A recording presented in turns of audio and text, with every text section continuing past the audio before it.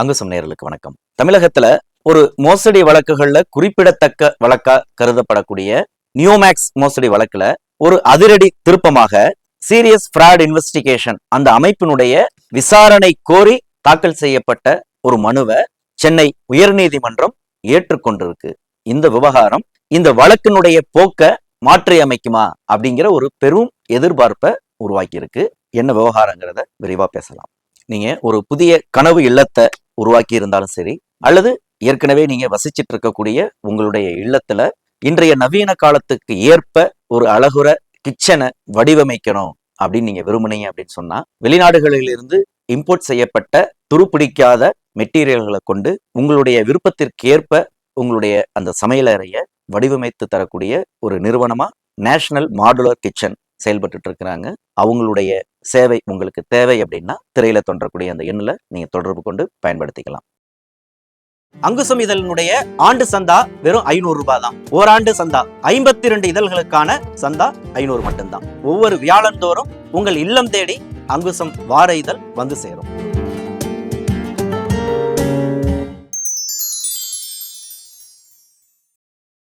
சக்திவேல் அப்படிங்கிற மனுதாரர் மதுரை உயர்நீதிமன்ற கிளையில தொடுத்த ஒரு வழக்கு WPCRL MD 38/8/2026. மதுரை உயர்நீதிமன்ற கிளையின் சிங்கிள் பெஞ்ச் நீதியரசர் எல் விக்டோரியா கௌரியின் முன்பாக அந்த மனு விசாரணைக்கு ஏற்றுக்கொள்ளப்பட்டிருக்கு. 10/7/2026 ஏற்றுக்கொள்ளப்பட்ட அந்த வழக்கினுடைய அடுத்த கட்ட விசாரணை 30/7/2026க்கு ஒத்திவைக்கப்பட்டிருக்கு. எதிர்த்தரப்புக்கு நோட்டீஸ் விநியோகிக்கப்பட்டு அவர்களுடைய கருத்துக்களோட அந்த வழக்கு முதல் முறையா 30/7/2026 விசாரணைக்கு வர இருக்கு. இந்த வழக்கினுடைய பெயர் என்ன? இந்த நியோமேக்ஸ் வழக்கு விவகாரத்தை தற்போது டான்பிட் நீதிமன்றம் கையாண்டுட்டு இருக்கு. வழக்கு பதிவு செய்தது டான்பிட் ஆக்டின் படி, எஃப்ஐஆர் போட்டது பொருளாதார குற்றப்பிரிவு போலீசார். அப்ப அதனுடைய வழக்கினுடைய நேச்சர், அதன் தன்மை கருதி இதுல உரிய உத்தரவுகளை பிறப்பிக்கிறது அல்லது இந்த குற்ற விசாரணையை நடத்துற பொறுப்பு தற்சமயம் வரை டான்பிட் நீதிமன்றம் தான் முழு பொறுப்பாகுது. இதற்கிடையில இந்த வழக்கு விவகாரங்கள் சென்னை உயர்நீதிமன்றத்தினுடைய கவனத்திற்கு போகுது. அதாவது இதனுடைய முன்னணி இயக்குநர்கள் ஏற்கனவே சிறைக்கு சென்று தற்போது நிபந்தனை அடிப்படையில பிணையில் வெளியில இருக்கக்கூடியவங்க நீதிமன்றத்துக்கு கொடுத்த வாக்குறுதிகளை மீறி செயல்பட்டு கொண்டுட்டு இருக்காங்க அப்படிங்கிற குற்றச்சாட்டின் அடிப்படையில அவர்களுக்கு நீதிமன்றம் வழங்கிய அந்த பிணையை ரத்து செய்யணும் அப்படிங்கிற ஒரு பெயில் கேன்சலேஷன் வழக்கு தான் 15/498 அப்படிங்கிற அந்த எண் கொண்ட வழக்கு நீதியரசர் பரத சக்கரவர்த்தியின் முன்பாக ஸ்பெஷல்லி ஆர்டர்டு கேஸ் அப்படிங்கிற வகைப்பாட்டின் கீழே விசாரணையில இருந்துட்டு இருக்கு. அதுலதான் அடுத்தடுத்து 40க்கும் மேற்பட்ட உத்தரவுகள் தற்சமயம் வரை பிறப்பிக்கப்பட்டு அந்த வழக்கு அப்படிங்கிறது ஒரு பிரதான வழக்கு போல அது தற்சமயம் நடந்துட்டு இருக்கு. நீதிமன்ற ஏல நடவடிக்கைகள் அப்படிங்கிற கட்டத்தை நோக்கி அது போயிட்டு இருக்கு. அப்ப இந்த பின்னணியில தான் டான்பிட் நீதிமன்றத்திலையும் அடுத்த வாய்தாவில குற்றப்பத்திரிகையை தாக்கல் செய்யக்கூடிய நிலையில அந்த வழக்கினுடைய நிலை இருந்துட்டு இருக்கு. அப்ப ஒரு புதிய வழக்கா இந்த வழக்கினுடைய அந்த திசையை மாற்றக்கூடிய வகையில ஒரு புதிய கோரிக்கையோட இந்த வழக்கு அப்படிங்கிறது தாக்கல் செய்யப்பட்டிருக்கு.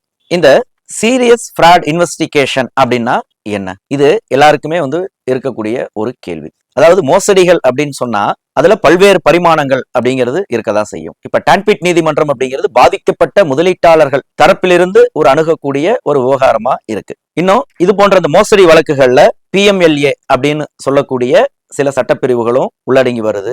அப்புறம் சர்ஃப்ராக்ஸ் ஆக்ட் அப்படிங்கிற சில அந்த பண மோசடி சம்பந்தமான வங்கியியல் தொடர்பான மோசடி விவகாரங்களும் உள்ளுக்குள்ள வருது. அப்ப இந்த பண மோசடி அப்படிங்கிற இந்த மோசடி அப்படிங்கிறதுனுடைய அந்த எல்லையோட அந்த தன்மை கருதி பல்வேறு அமைப்புகள் உள்ளார வராங்க. ஏற்கனவே தெரியும், இன்கம் டாக்ஸ் இருக்காங்க உள்ளார, அமலாக்க பிரிவும் இதுல தொடர்புடையதா இருக்கிறாங்க. இது அதனுடைய அந்த நெட்வொர்க்கை பொறுத்து பல்வேறு சட்டங்களும் அதுல தொடர்புடையதா இருக்குது. அதுல ஒரு அம்சம் அல்லது ஒரு கண்ணி தான் இந்த SFIO அப்படின்னு சொல்லக்கூடிய சீரியஸ் ஃப்ராட் இன்வெஸ்டிகேஷன். இது இந்தியா முழுவதும் இருக்கக்கூடிய ஒரு மாசிவான கேசஸ்ல இந்த அமைப்பு இன்வால்வ் செய்யப்படுது.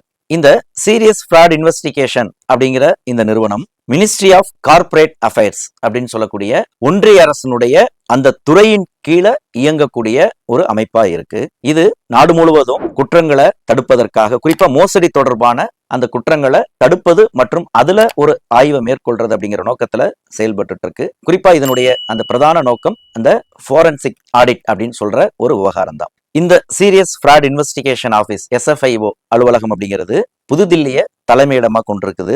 நாடு முழுவதும் புதுதில்லி, மும்பை, சென்னை, ஹைதராபாத், கொல்கத்தா அப்படின்னு 5 மண்டலங்கள்ல அதனுடைய அலுவலகங்கள் இருக்கு.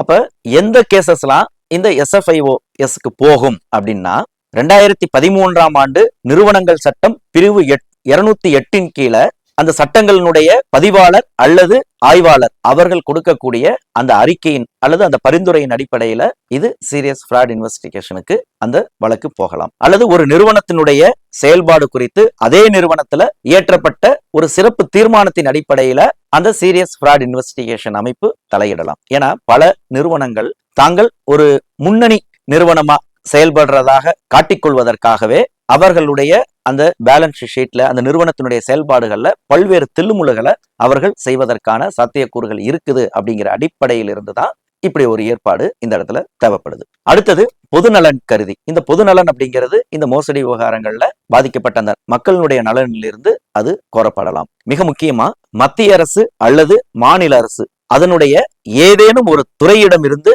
கோரிக்கை எதுவும் வந்தது அப்படின்னு சொன்னா இந்த சீரியஸ் ஃப்ராட் இன்வெஸ்டிகேஷன் அமைப்பு அந்த விசாரணையை தொடங்கும். அப்ப இதுல இந்த 4வது கோரிக்கையின் அடிப்படையில தான் இந்த வழக்கை தற்சமயம் வரை கையாண்டுட்டு இருக்கக்கூடிய பொருளாதார குற்றப்பிரிவு போலீசாரனுடைய கோரிக்கையின் அடிப்படையிலோ அல்லது மதுரை உயர்நீதிமன்ற கிளை விசாரணைக்கு முன்பாக இருந்துட்டு இருக்கிற அடிப்படையிலேயோ இப்ப இந்த தலையீடு அவசியமாகிறது. அதன் அடிப்படையில் இந்த தலையீடு வருவதற்கான சாத்தியம் தற்சமயம் உருவாகி இருக்கு. நாடு முழுவதும் இந்த சீரியஸ் ஃப்ராட் இன்வெஸ்டிகேஷன் அமைப்பு கடந்த 2018 இருந்து 2025 நிதியாண்டு வரையில 113 வழக்குகளை அது கையாண்டு முடிச்சு வச்சிருக்கு. தமிழகத்தில் எடுத்துக்கிட்டோம்னா சாம்பவ் எனர்ஜி லிமிடெட் அப்படிங்கிற ஒரு நிறுவனம் சீரியஸ் ஃப்ராட் இன்வெஸ்டிகேஷனுக்கு உள்ளாக்கப்பட்டிருக்கு.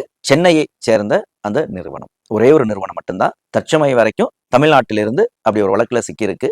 அப்ப ஒருவேளை நியோமேக்ஸ் நிறுவனம் இதற்கு உட்படுத்தப்பட்டால் அது 2வது நிறுவனமாக அது இடம்பெறும். இதுல மையமா அந்த ஃபாரன்சிக் ஆடிட் அப்படிங்கிறது ஒரு அறிவியல் பூர்வமான அந்த மோசடிகளை கண்டறிவதற்கான ஒரு உத்தியாக அது பார்க்கப்படுது. இந்த டீம்ல சிறப்பு ஆடிட்டர்ஸ் இருக்க போறாங்க, வழக்கறிஞர்கள் இருப்பாங்க. இந்த ஒரு டீமை கொண்டு அந்த மோசடியினுடைய முழு பரிமாணத்தையும் அவர்கள் வெளிக்கொணர்வதற்கான ஒரு வாய்ப்பை கொண்டிருக்கு. ஒருவேளை இந்த நியோமேக்ஸ் வழக்கு விவகாரத்துல சீரியஸ் ஃப்ராட் இன்வெஸ்டிகேஷன் அமைப்பு விசாரணையை தொடங்கும் பட்சத்தில் இந்த வழக்குல கைப்பற்றப்பட்ட ஹார்ட் டிஸ்குகள் முக்கியமான பரிசோதனைக்கு உள்ளாக்கப்படலாம். அதனுடைய அந்த வரவு செலவு அறிக்கைகள் வருடந்தோறும் இன்கம் டாக்ஸ் டிபார்ட்மெண்ட்லயோ GST டிபார்ட்மெண்ட்லயோ இது போன்ற ஒரு நிதி சார்ந்த நிறுவனங்கள்கிட்ட அவர்கள் சமர்ப்பித்த அந்த அறிக்கைகள் மறு ஆய்வுக்கு உள்ளாக்கப்படலாம். என்ன சொல்ல போனா யாரெல்லாம் இன்னும் புகாரே கொடுக்காம நிறுவனத்தை நம்பி அல்லது என்னதான் நடக்குதுன்னு பார்த்துட்டு அப்புறம் பண்ணிக்கலாம் அப்படின்னு இதுவரைக்கும் காத்துட்டு இருந்தாங்களானாலும் அவர்களுடைய முழு தகவல்களையுமே கூட இந்த சீரியஸ் ஃப்ராட் இன்வெஸ்டிகேஷன் அமைப்பு அதை ரிவீல் பண்ணுவதற்கான வாய்ப்புகளை கொண்டிருக்கு. ரொம்ப முக்கியமா இந்த நியோமேக்ஸ் மற்றும் அதன் துணை நிறுவனங்களோட தொடர்புடையவர்கள் யார் யாரெல்லாம் இருக்கிறாங்க, யார் யாரெல்லாம் இந்த குற்றத்துல பங்கு இருக்கு, இந்த நிதியை பயன்படுத்தி இவர்கள் பினாமி பேர்ல யார் யார் பேர்ல எல்லாம் சொத்துக்களை அவர்கள் வாங்கி போட்டிருக்காங்க அப்படிங்கிற இதனுடைய அந்த முழு பரிமாணமும் இந்த ஒற்றை சீரியஸ் ஃப்ராட் இன்வெஸ்டிகேஷன் இதன் கீழே வெளிவருவதற்கான வாய்ப்புகளை அது உள்ளடக்கியிருக்கு. இது ஒரு பார்வை. இன்னொரு தரப்புல வழக்கு நீதிமன்றத்தை நோக்கி செட்டில்மெண்ட் அப்படிங்கிறத நோக்கி போயிட்டு இருக்கிற நேரத்துல இப்படி ஒரு விஷயம் வந்தது அப்படின்னு சொன்னா இதை காரணம் காட்டி ஏற்கனவே நடந்துட்டு இருக்கக்கூடிய அந்த செயல்பாடுகள் ஒருவேளை தடுத்து நிறுத்தப்பட்டா இன்னும் இந்த வழக்கை முடிக்கிறதுக்கு இன்னும் அது எத்தனை ஆண்டு காலம் ஆகுமோ அப்படிங்கிற ஒரு கவலையும் ஒரு சாரார் மத்தியில உருவாக தான் செய்திருக்கு. இதற்கான விடை 30/7/2026 அன்று நடைபெறக்கூடிய அந்த முதல் விசாரணையில என்ன நடக்குதுங்கிறத பொறுத்து தான் நம்ம அடுத்ததை சொல்ல முடியும். தொடர்ந்து பேசுவோம். நன்றி.